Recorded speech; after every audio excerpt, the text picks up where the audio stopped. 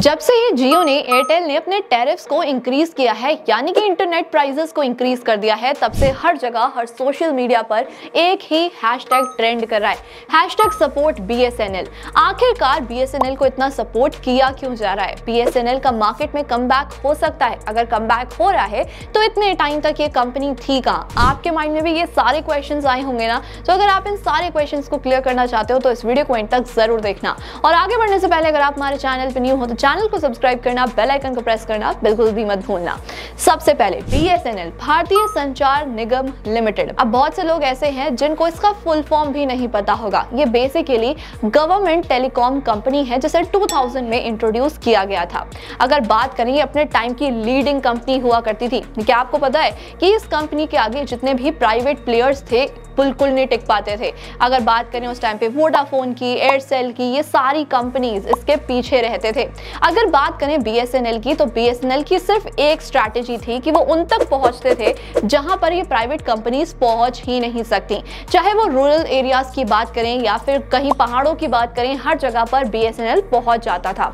अगर private companies की बात करें तो उस टाइम पर प्राइवेट कंपनीज इतनी थी भी नहीं और वो इतनी दूर तक अपने कनेक्शंस को एक्सपेंड करना भी नहीं चाहती थी। तो BSNL ने सिंपल सा स्ट्रैटेजी ये बनाया कि वो रूरल एरियाज में फोकस करेंगे। जिनके पास इंटरनेट नहीं है, कॉल्स की सर्विसेज जहां तक नहीं पहुंचाई जा रही वहां तक BSNL पहुंचेगा। और कहीं ना कहीं उनकी ये स्ट्रैटेजी काफी अच्छे से काम भी की और मार्केट में BSNL एक मार्केट लीडिंग कंपनी बन गया इस सेक्टर की। अगर बात करें 2001 से लेकर 2008 तक इस कंपनी ने एक बार भी लॉस को फेस किया ही नहीं। इनफैक्ट अगर BSNL के फर्स्ट ईयर के प्रॉफिट की बात करें तो वो अराउंड 22,000 करोड़ था। लेकिन गवर्नमेंट ने इस कंपनी को कभी भी प्रॉफिट मेकिंग कंपनी समझकर बनाया ही नहीं था। उनका सिर्फ एम था कि वो कैसे ना कैसे रूरल एरियाज तक और ऐसे एरियाज तक अपना इंटरनेट और ये सारी सर्विसेज प्रोवाइड करा सके जहां पर उनको ये सर्विसेज नहीं मिल रही हैं। अब अगर BSNL के डाउनफॉल की बात करें तो वो स्टार्ट हो गया था 2007 के एंड से और 2008 के स्टार्टिंग से। अब गवर्नमेंट को ये पता चल गया था कि BSNL उनके लिए खाली तिजोरी टाइप्स है और ये तिजोरी आगे चलकर कैश ही कैश कमाने वाली है। तो कहीं ना कहीं जब गवर्नमेंट को ये चीज दिखी तो बहुत सारे ऐसे अधिकारी थे जिनको लालच आया और उनकी वजह से आज तक BSNL डाउनफॉल को फेस कर रही है। 2007 में ये पता चलता है कि उस टाइम के टेलीकॉम मिनिस्टर जिनका नाम था दयानिधि, इन पर CBI की इन्वेस्टिगेशन की गई और इन्वेस्टिगेशन में ये पता चला कि वो अपने घर बैठे BSNL से एक बहुत बड़ा स्कैम कर रहे हैं। उस टाइम पर ना वो अपना खुद का नेटवर्क चलाते थे जिसका नाम था सन टीवी नेटवर्क। ये पता चलता है कि उन्होंने अपने घर पर ही 323 मीटर का इंटरनेट केबल लगवा रखा है और इस इंटरनेट केबल से वो अपने नेटवर्क को चलाते हैं। अब ये जो भी किया था ना उन्होंने, BSNL के जितने भी एम्प्लॉइज थे उनके साथ मिलकर उन्होंने अपने घर पे इतना बड़ा नेटवर्क सेटअप कर दिया था। अब जब CBI की इन्वेस्टिगेशन चली तो उनको पोस्ट से हटा दिया गया। अब बेसिकली क्या हुआ कि उस टाइम पर गठबंधन सरकार चल रही थी और गठबंधन सरकार में उन मिनिस्टर को हटाकर दूसरी मिनिस्टर को लाया गया। अब देखते ही देखते ये पता चलता है कि BSNL में अगेन स्कैम किया जा रहा है और वो मिनिस्टर लाखों करोड़ों रुपए कमा रहे हैं BSNL से स्कैम कर कर। अब CBI को इतना पता चल गया था कि अब जितने भी मिनिस्टर्स आने वाले हैं ना और जितनी भी चीजें इंट्रोड्यूस की जाएंगी BSNL की तरफ से, वहां पर कहीं ना कहीं कुछ ना कुछ स्कैम तो जरूर होगा। तो अगर BSNL कोई भी प्रोजेक्ट को लॉन्च करती थी, कोई भी ऑर्डर देती थी या फिर लेती थी तो उस पर CBI इन्वेस्टिगेशन स्टार्ट कर देता था और कहीं ना कहीं वो फ्रॉड मिल भी जाता था। इनफैक्ट उन्होंने सिर्फ बड़े अधिकारी पर नहीं, अगर बात करें छोटे छोटे टेंडर्स के ऊपर भी CBI ने इन्वेस्टिगेशन किया तो उनको ये पता चला कि बहुत सारे टेंडर्स ऐसे हैं जिनका कोई एड्रेस ही नहीं है और ये सारी शेल कंपनीज बनाते जा रहे हैं और उनके नाम पर टेंडर्स लेते जा रहे हैं। CBI को इतना पता चल गया कि कहीं ना कहीं BSNL में बहुत तगड़ा स्कैम चल रहा है। अब BSNL पर CBI ने रोक ही लगा दी। उसके बाद BSNL कोई भी नई चीज को इंट्रोड्यूस नहीं कर पा रहा था। ये सबसे बड़ा रीजन था जब BSNL ने अपना डाउनफॉल देखा और उसके बाद से आज तक उन्होंने सिर्फ लॉसेस ही लॉसेस देखे हैं। अब जब ये सारी चीजें चल रही थी ना तो जितने भी प्राइवेट प्लेयर्स थे जैसे कि वोडाफोन, आइडिया, एयरसेल, डोकोमो, ये सारी प्राइवेट प्लेयर्स ने एक्सपेंशन स्टार्ट कर दिया और बहुत ही तेजी के साथ मार्केट में एक्सपेंड हो गए। अब ये सारी चीजों के साथ साथ जियो भी 4G नेटवर्क लेकर आ गया। अब इसकी वजह से ना जितने भी प्राइवेट प्लेयर्स भी थे उनको भी लॉस फेस करना पड़ा क्योंकि जियो ने 4G नेटवर्क के साथ फ्री इंटरनेट इंट्रोड्यूस कर दिया। अब यहाँ पर एक्चुअली में जियो 4G लेकर आ रहा है लेकिन उस टाइम तक भी BSNL सिर्फ 2G पर ही स्टक था और ये सिर्फ 2G नेटवर्क ही प्रोवाइड करा रहे थे।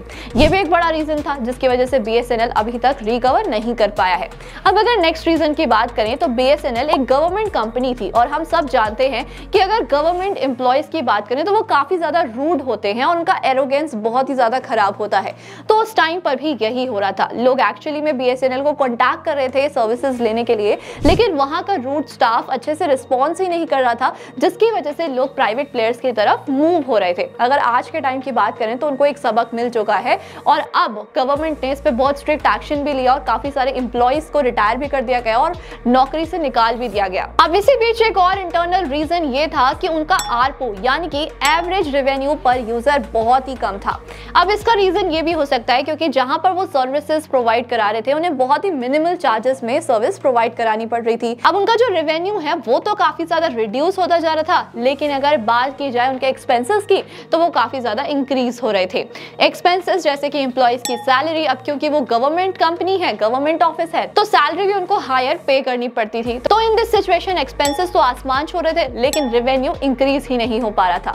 तो ये बेसिक रीजंस थे जिसकी वजह से BSNL इतना पीछे रह गया और आज के टाइम पर BSNL का कोई नामो निशान ही नहीं है। तो ये कुछ बेसिक रीजन थे जिसकी वजह से BSNL इतना पीछे रह गया। लेकिन मैं आपको ये बताना चाहूंगी कि BSNL अभी भी मार्केट में टिका हुआ है, ये खत्म नहीं हुई है कंपनी। अगर बात की जाए कि आखिरकार आज तक स्टेबल कैसे है, सबसे पहले तो गवर्नमेंट सपोर्ट की वजह से गवर्नमेंट को पता है कि ये कंपनी को खत्म नहीं किया जा सकता। अब अगर बात करें कि BSNL मार्केट में कमबैक कैसे कर सकती है, तो सबसे पहला रीजन है मोदी गवर्नमेंट। मोदी गवर्नमेंट ने ऑलरेडी करोड़ का फंड रेज कर दिया है BSNL के लिए और उसे सपोर्ट करने के लिए, ताकि BSNL जैसी कंपनी कोलैप्स ना हो। सेकंड रीजन की अगर बात करें तो वो है टाटा। TCS को ऑर्डर दिया गया है और TCS को ये रिस्पॉन्सिबिलिटी दी गई है कि अब BSNL के 4G नेटवर्क बाय 2024 हर जगह लगा दिए जाएंगे और 2025 तक उसे 5G भी कर दिया जाएगा। वहीं अगर टाटा की बात करें तो रतन टाटा ने भी ये बोला है कि वो BSNL को सपोर्ट करेंगे और अपना पूरा 100% देकर 4G नेटवर्क सेटअप कर देंगे।